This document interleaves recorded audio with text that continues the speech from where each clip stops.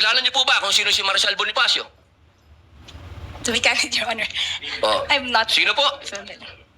Si Benigno I'm sorry, Aquino Your Honor. Jr. Si Ninoy. Siya mismo may alias. Maraming salamat po. Your Honor, if I just may, Your Honor, just to set the record straight, because it was made to, with all due respect to the Senator Judge. Mr. It was- Presiding Judge, allowed ba yun? I was about to make a ruling. Maraming salamat po. Ginoong tagapamahalang hukom. Meron lang po akong tanong sa ating saksi. Opo. Ginoo, sa palagay niyo po ba karapat-dapat lamang na gumamit ng alias kapag confidential fund ang pinag-uusapan? Sir, as someone who does not know, sir, implementations of parang mga confidential activities on the ground, sir, I cannot, hindi po ako makakasagot ng maayos, sir, kung pwede po ba or hindi. But based on information that I got, sir, no, when I consolidated the answers for the AOM, sir, hindi naman po siya na-mention sa akin po ni Colonel Chica. But I know, sir, that activities, confidential activities are considered to be sensitive, and there might be individuals or groups that need to be somehow protected, sir, because of the information that you would be getting from those people, sir. So, yun po yung tingin ko, sir. Hindi ko categorically masasabi na pwede po yung alias or hindi. But going back to the JMC also, sir, sa Joint Memorandum Circular, there is no specific provision, sir, that indicates kung paano po yung paglagay ng mga pangalan sa documentary evidence of payments. Okay. Maraming salamat po. Meron po akong tanong sa prosecution. Magandang hapon po. Napakaganda po ng inyong ngiti. Good Opo. afternoon din po, sir. Opo. Batid po ba ninyo ngayon, mga petsa na to, kung ano ang pinagdiriwang natin sa Pilipinas? Magmula po 19 hanggang 30. Buwan ng wika daw po, sir. Bukod po sa buwan ng wika, National Heroes Day. National Heroes Day. Ito po ay hango sa ating mga bayani. Tama po ba? Opo. Opo. Naniniwala po ba kayo na ang ating mga bayani ay may mga alias? Kilala niyo po ba sila Di Masalang?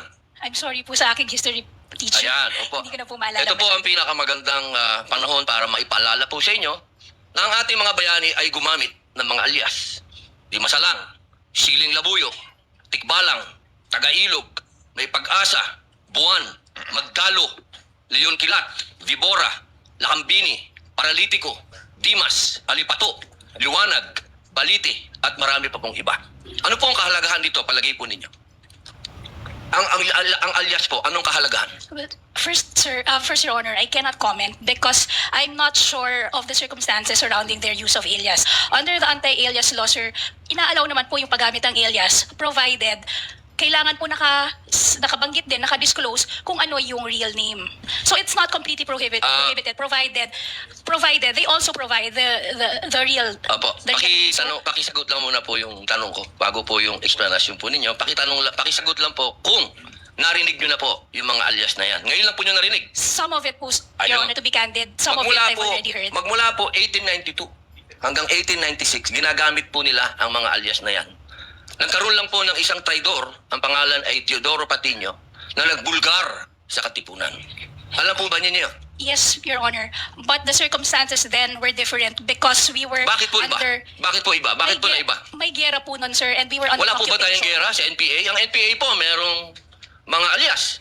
Meron pong ka-Cobra, ka-Agila, ka-Lawin, ka-Tigre, ka-Kapre, ka-Sirena, ka-Adobo, ka-Sinigang, ka-Pansit, ka-Tinola, ka-Sile, ka-Kamote, ka-Bawang, ka-Maxi, ka-Labuyo.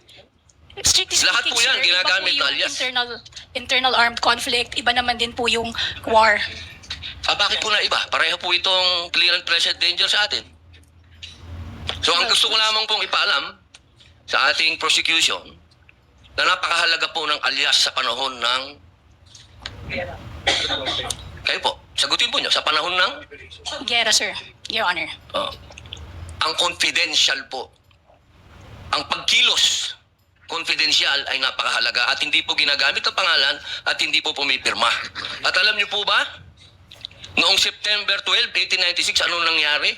Merong nagkaroon tayo ng 13 martires. Yung mga nagtraidor ay itinuro ang mga totoong pangalan, totoong lugar kung nasaan yung mga sumusuporta sa Katipunan. If I may, Your One Honor. last na lang po. Kindly wind up, Senator One last na lang Padilla. po. If I may, Your Honor, just address your question earlier.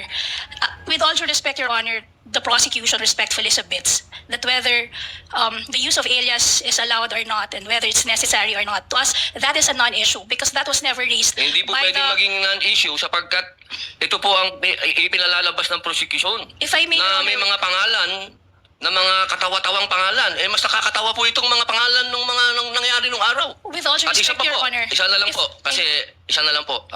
Kindly wind up, Ito Senator na lang po. Padilla. Kilala niyo po ba kung sino si Marcial Bonifacio? To be candid, Your Honor, Oh. I'm not Sino po? familiar. Si Benigno I'm sorry, Aquino Your Honor. Jr. Si Ninoy. Siya mismo may alias. Maraming salamat po. Your Honor, if I just may, Your Honor, just to set the record straight, because it was made to, with all due respect to the Senator Judge, Mr. It was- Presiding Judge, allowed ba yun? I was about to make a ruling. Maraming Senator salamat Padilla. po.